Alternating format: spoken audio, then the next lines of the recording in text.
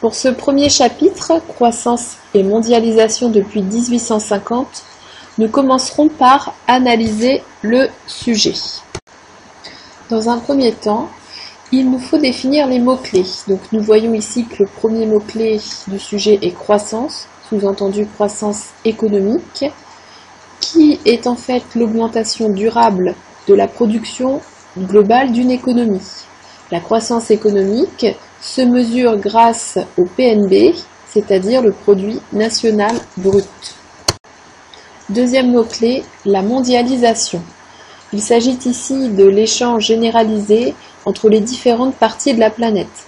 Il faut savoir que c'est un phénomène ancien mais qui n'a cessé de s'intensifier. Et la mondialisation a permis à plusieurs puissances de dominer le monde selon les époques. Nous avons donc défini les mots-clés, il nous faut désormais délimiter ce que l'on appelle les bornes chronologiques. Alors ici, le sujet indique depuis 1850, ce qui sous-entend qu'il commence en 1850 et doit s'étendre jusqu'à nos jours, donc jusqu'au début du XXIe siècle.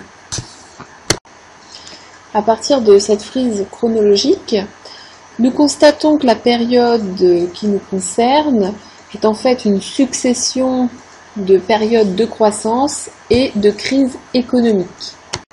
Troisième étape, repérer les connecteurs logiques. Alors le sujet nous propose ici un connecteur, qui est la conjonction de coordination et.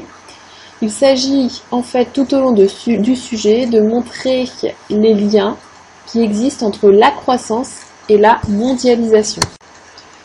Enfin, dernière étape, à partir des informations que nous avons récupérées, nous allons tenter d'élaborer une problématique. Alors pour le sujet qui nous concerne ici, la problématique sera la suivante.